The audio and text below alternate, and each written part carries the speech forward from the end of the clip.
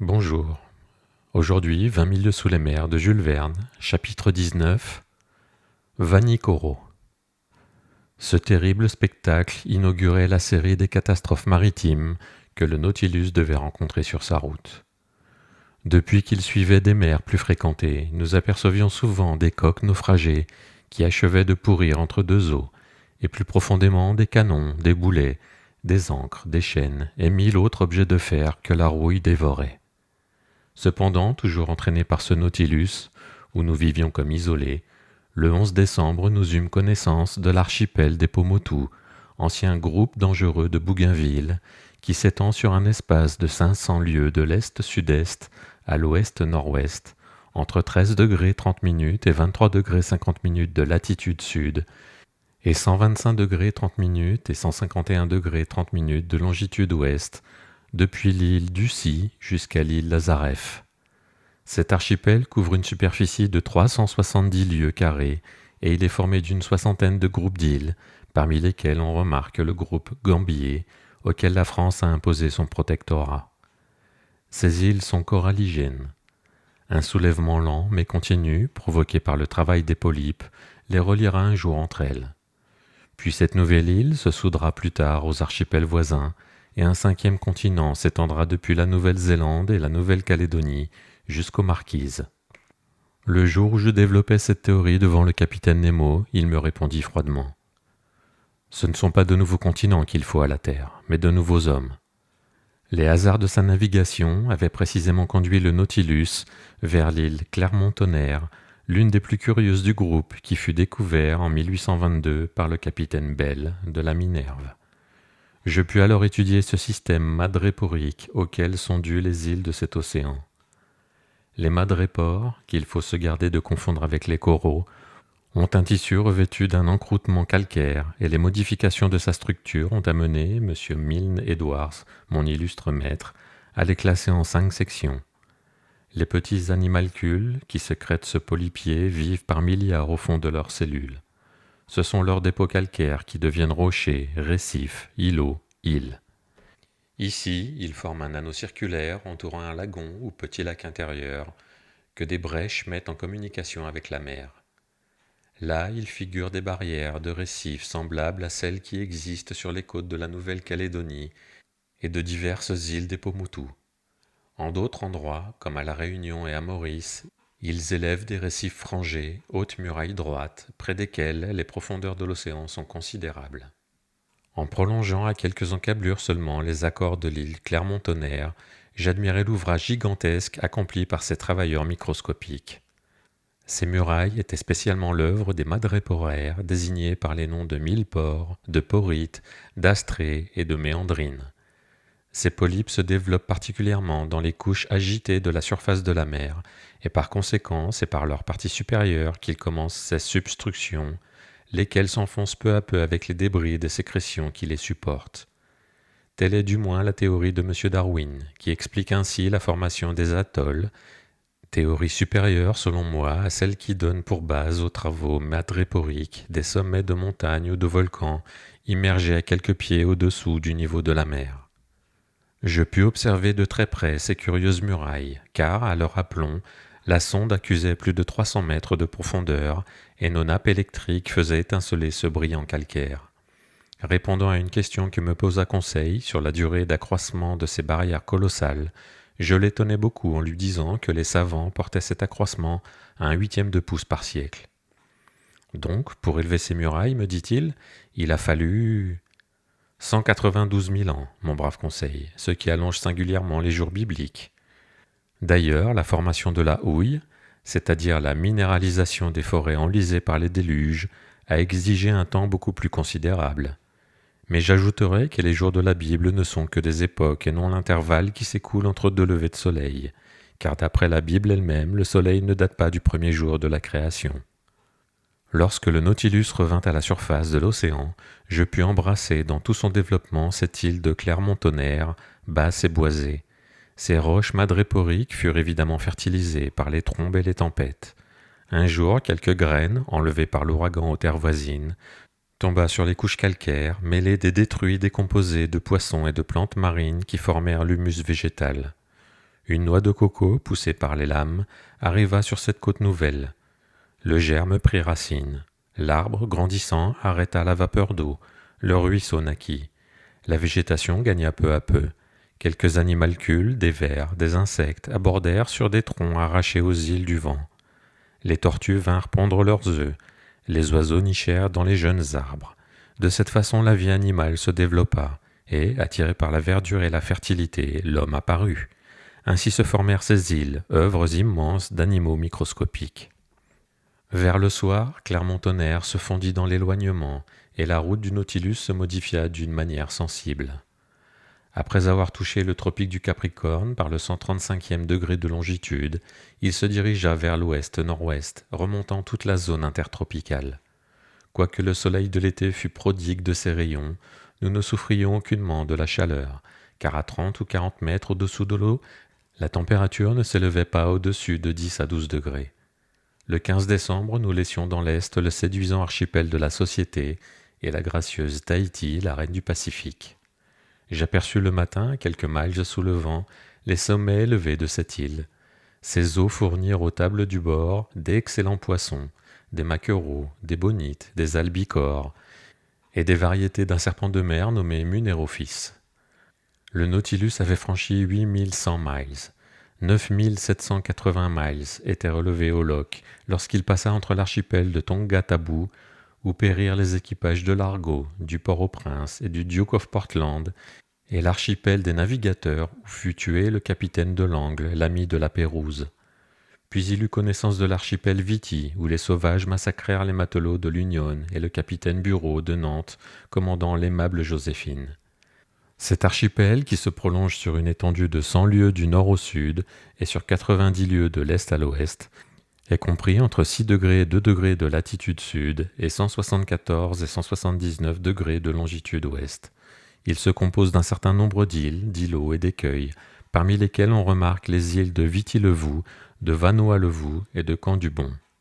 Ce fut Tasman qui découvrit ce groupe en 1643, l'année même où Torricelli inventait le baromètre et où Louis XIV montait sur le trône. Je laisse à penser lequel de ces faits fut le plus utile à l'humanité. Vinrent ensuite Cook en 1714, d'Entrecasteaux en 1793, et enfin Dumont d'Urville en 1827 débrouilla tout le chaos géographique de cet archipel. Le Nautilus s'approcha de la baie de Wailea, théâtre des terribles aventures de ce capitaine Dillon, qui le premier éclaira le mystère du naufrage de la Pérouse. Cette baie, draguée à plusieurs reprises, fournit abondamment des huîtres excellentes. Nous en mangeâmes immodérément, après les avoir ouvertes sur notre table même, suivant le précepte de Sénèque. Ces mollusques appartenaient à l'espèce connue sous le nom d'Ostrea lamellosa, qui est très commune en Corse.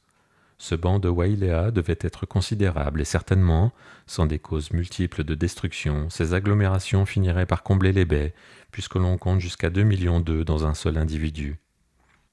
Et si maître Ned Land n'eut pas à se repentir de sa gloutonnerie en cette circonstance, c'est que l'huître est le seul mets qui ne provoque jamais d'indigestion. En effet, il ne faut pas moins de 16 douzaines de ces mollusques acéphales pour fournir les 315 grammes de substances azotées nécessaires à la nourriture quotidienne d'un seul homme. Le 25 décembre, le Nautilus naviguait au milieu de l'archipel des Nouvelles Hébrides, que Quiros découvrit en 1606, que Bougainville explora en 1768 et auquel Cook donna son nom actuel en 1773. Ce groupe se compose principalement de 9 grandes îles et forme une bande de 120 lieues du nord-nord-ouest au sud-sud-est, comprise entre 15 et 2 degrés de latitude sud et entre 164 et 168 de longitude. Nous passâmes assez près de l'île d'Oru, qui, au moment des observations de midi, m'apparut comme une masse de bois vert dominée par un pic d'une grande hauteur. Ce jour-là, c'était Noël, et Ned Land me sembla regretter vivement la célébration du Christmas, la véritable fête de famille dont les protestants sont fanatiques. Je n'avais pas aperçu le capitaine Nemo depuis une huitaine de jours, quand le 27, au matin, il entra dans le grand salon, ayant toujours l'air d'un homme qui vous a quitté depuis 5 minutes. J'étais occupé à reconnaître sur le planisphère la route du Nautilus. Le capitaine s'approcha, posa un doigt sur un point de la carte et prononça ce seul mot. Vanikoro. Ce nom fut magique, c'était le nom des îlots sur lesquels vinrent se perdre les vaisseaux de la Pérouse. Je me relevai subitement. Le Nautilus nous porte à Vanikoro, demandai-je. Oui, monsieur le professeur, répondit le capitaine. Et je pourrais visiter ces îles célèbres où se brisèrent la boussole et l'astrolabe? Si cela vous plaît, monsieur le professeur. Quand serons-nous à Vanikoro? Nous y sommes, monsieur le professeur. Suivi du capitaine Nemo, je montai sur la plateforme, et de là, mes regards parcoururent avidement l'horizon. Dans le nord-est émergeaient 2 îles volcaniques d'inégale grandeur, entourées d'un récif de coraux qui mesurait 40 miles de circuit.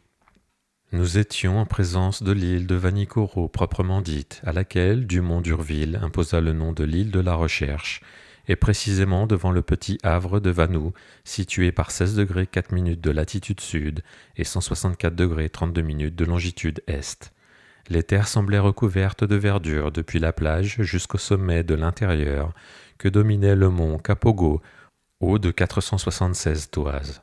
Le Nautilus, après avoir franchi la ceinture extérieure de roches par une étroite passe, se trouva en dedans des brisants, où la mer avait une profondeur de 30 à 40 brasses. Sous le verdoyant ombrage des palétuviers, j'aperçus quelques sauvages qui montrèrent une extrême surprise à notre approche. Dans ce long corps noirâtre s'avançant à fleur d'eau, ne voyait-il pas quelques cétacés formidables dont il devait se défier? En ce moment, le capitaine Nemo me demanda ce que je savais du naufrage de la Pérouse. Ce que tout le monde en sait, capitaine, lui répondis-je. Et pourriez-vous m'apprendre ce que tout le monde en sait, me demanda-t-il d'un ton un peu ironique. Très facilement. Je lui racontai ce que les derniers travaux de Dumont d'Urville avaient fait connaître, travaux dont voici le résumé très succinct. La Pérouse et son second, le capitaine de Langle, furent envoyés par Louis XVI en 1785 pour accomplir un voyage de circumnavigation. Ils montaient les corvettes La Boussole et l'Astrolabe, qui ne reparurent plus. En 1791, le gouvernement français, justement inquiet du sort de ces 2 corvettes, arma 2 grandes flûtes, la Recherche et l'Espérance, qui quittèrent Brest le 28 septembre, sous les ordres de Brunus d'Entrecasteaux. 2 mois après, on apprenait par la déposition d'un certain Bowen, commandant l'Albermale, que des débris des navires naufragés avaient été vus sur les côtes de la Nouvelle-Géorgie. Mais d'Entrecasteaux, ignorant cette communication, assez incertaine d'ailleurs, se dirigea vers les îles de l'Amirauté, désignées dans un rapport du capitaine Hunter comme étant le lieu du naufrage de la Pérouse. Ses recherches furent vaines. L'Espérance et la Recherche passèrent même devant Vanikoro sans s'y arrêter, et en somme, ce voyage fut très malheureux, car il coûta la vie à d'Entrecasteaux, à 2 de ses seconds et à plusieurs marins de son équipage. Ce fut un vieux routier du Pacifique, le capitaine Dillon, qui, le premier, retrouva des traces indiscutables des naufragés. Le 15 mai 1824, son navire, le Saint-Patrick, passa près de l'île de Tikopia, l'une des Nouvelles Hébrides. Là, un lascar, l'ayant accosté dans une pirogue, lui vendit une poignée d'épée en argent qui portait l'empreinte de caractères gravés au burin. Ce lascar prétendait, en outre, que 6 ans auparavant, pendant un séjour à Vanikoro, il avait vu 2 Européens qui appartenaient à des navires échoués depuis de longues années sur les récifs de l'île. Dillon devina qu'il s'agissait des navires de la Pérouse dont la disparition avait ému le monde entier. Il voulut gagner Vanikoro, où, suivant le lascar, se trouvaient de nombreux débris du naufrage. Mais les vents et les courants l'en empêchèrent. Dillon revint à Calcutta. Là, il sut intéresser à sa découverte la Société asiatique et la Compagnie des Indes. Un navire, auquel on donna le nom de La Recherche, fut mis à sa disposition, et il partit le 23 janvier 1827, accompagné d'un agent français. La Recherche, après avoir relâché sur plusieurs points du Pacifique, mouilla devant Vanikoro le 7 juillet 1827, dans ce même havre de Vanou où le Nautilus flottait en ce moment. Là, il recueillit de nombreux restes du naufrage, des ustensiles de fer, des ancres, des estropes de poulies, des pierriers, un boulet de 18, des débris d'instruments d'astronomie, un morceau de couronnement et une cloche en bronze portant cette inscription « Bazin m'a fait », marque de la fonderie de l'arsenal de Brest vers 1785. Le doute n'était donc plus possible. Dillon, complétant ses renseignements, resta sur le lieu du sinistre jusqu'au mois d'octobre. Puis il quitta Vanikoro, se dirigea vers la Nouvelle-Zélande, mouilla à Calcutta le 7 avril 1828 et revint en France où il fut très sympathiquement accueilli par Charles X. Mais à ce moment, Dumont d'Urville, sans avoir eu connaissance des travaux de Dillon, était déjà parti pour chercher ailleurs le théâtre du naufrage. Et en effet, on avait appris par les rapports d'un baleinier que des médailles et une croix de Saint-Louis se trouvaient entre les mains des sauvages de la Louisiade et de la Nouvelle-Calédonie. Dumont d'Urville, commandant l'Astrolabe, avait donc pris la mer, et 2 mois après que Dillon venait de quitter Vanikoro, il mouillait devant Hobart Town. Là, il avait connaissance des résultats obtenus par Dillon, et de plus, il apprenait qu'un certain James Hobb, second de l'Union de Calcutta, ayant pris terre sur une île située par 8 degrés 18 minutes de latitude sud et 156 degrés 30 minutes de longitude est, avait remarqué des barres de fer et des étoffes rouges dont se servaient les naturels de ces parages. Dumont d'Urville, assez perplexe et ne sachant s'il devait ajouter foi à ces récits rapportés par des journaux peu dignes de confiance, se décida cependant à se lancer sur les traces de Dillon. Le 10 février 1828, l'Astrolabe se présenta devant Anticopia, prit pour guide et interprète un déserteur fixé sur cette île, fit route vers Vanikoro, en eut connaissance le 12 février, prolongea ses récifs jusqu'au 14 et le 20 seulement mouilla en dedans de la barrière, dans le havre de Vanou. Le 23, plusieurs des officiers firent le tour de l'île et rapportèrent quelques débris peu importants. Les naturels, adoptant un système de dénégation et de faux fuyants, refusaient de les mener sur le lieu du sinistre. Cette conduite, très louche, laissa croire qu'ils avaient maltraité les naufragés, et en effet, il semblait craindre que Dumont d'Urville ne fût venu pour venger la Pérouse et ses infortunés compagnons. Cependant, le 26, décidé par des présents, et comprenant qu'ils n'avaient à craindre aucune représaille, ils conduisirent le second, M. Jacquinot, sur le théâtre du naufrage. Là, par 3 ou 4 brasses d'eau, entre les récifs Pacou et Vanou, gisaient des ancres, des canons, des saumons de fer et de plomb empâtés dans les concrétions calcaires. La chaloupe et la baleinière de l'Astrolabe furent dirigées vers cet endroit, et, non sans de longues fatigues, leurs équipages parvinrent à retirer une ancre pesant 1800 livres, un canon de 8 en fonte, un saumon de plomb et 2 pierriers de cuivre. Dumont d'Urville, interrogeant les naturels, apprit aussi que la Pérouse, après avoir perdu ses 2 navires sur les récifs de l'île, avait construit un bâtiment plus petit pour aller se perdre une seconde fois. Où, on ne savait. Le commandant de l'Astrolabe fit alors élever, sous une touffe de mangliers, un cénotaphe à la mémoire du célèbre navigateur et de ses compagnons. Ce fut une simple pyramide quadrangulaire, assise sur une base de coraux, et dans laquelle n'entra aucune ferrure qui pût tenter la cupidité des naturels. Puis Dumont d'Urville voulut partir, mais ses équipages étaient minés par des fièvres de ces côtes malsaines, et très malade lui-même, il ne put appareiller que le 17 mars. Cependant, le gouvernement français, craignant que Dumont d'Urville ne fût pas au courant des travaux de Dillon, avait envoyé à Vanikoro la corvette La Bayonnaise, commandée par Léo Garand de Tromelin, qui était en station sur la côte ouest de l'Amérique.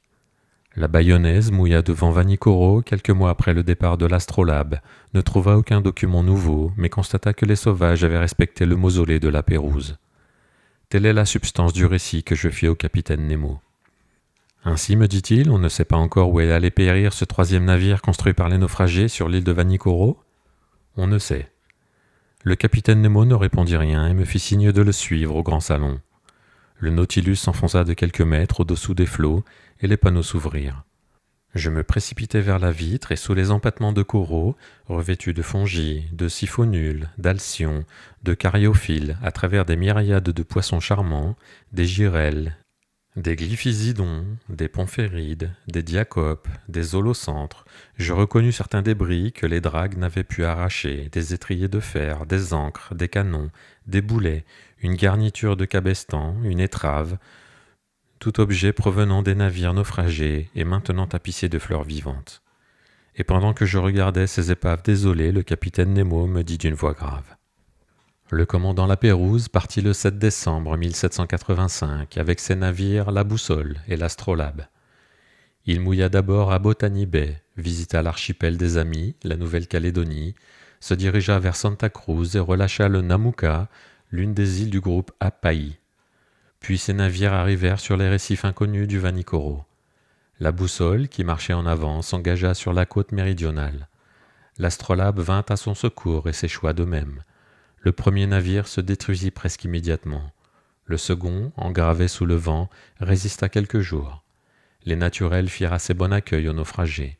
Ceux-ci s'installèrent dans l'île et construisirent un bâtiment plus petit avec les débris de 2 grands. Quelques matelots restèrent volontairement à Vanikoro. Les autres, affaiblis, malades, partirent avec la Pérouse. Ils se dirigeaient vers les îles Salomon et ils périrent, corps et biens, sur la côte occidentale de l'île principale du groupe, entre les caps Déception et Satisfaction. Et comment le savez-vous, m'écriai-je. Voici ce que j'ai trouvé sur le lieu même de ce dernier naufrage. Le capitaine Nemo me montra une boîte de fer blanc estampillée aux armes de France et toute corrodée par les eaux salines. Il l'ouvrit et je vis une liasse de papier jauni mais encore lisible. C'étaient les instructions mêmes du ministre de la Marine au commandant La Pérouse, annotées en marge de la main de Louis XVI. « Ah, c'est une belle mort pour un marin, dit alors le capitaine Nemo. C'est une tranquille tombe que cette tombe de corail, et fasse le ciel que mes compagnons et moi, nous n'en ayons jamais d'autre. » Merci de m'avoir écouté, on se retrouve très vite pour la suite de 20 000 lieues sous les mers.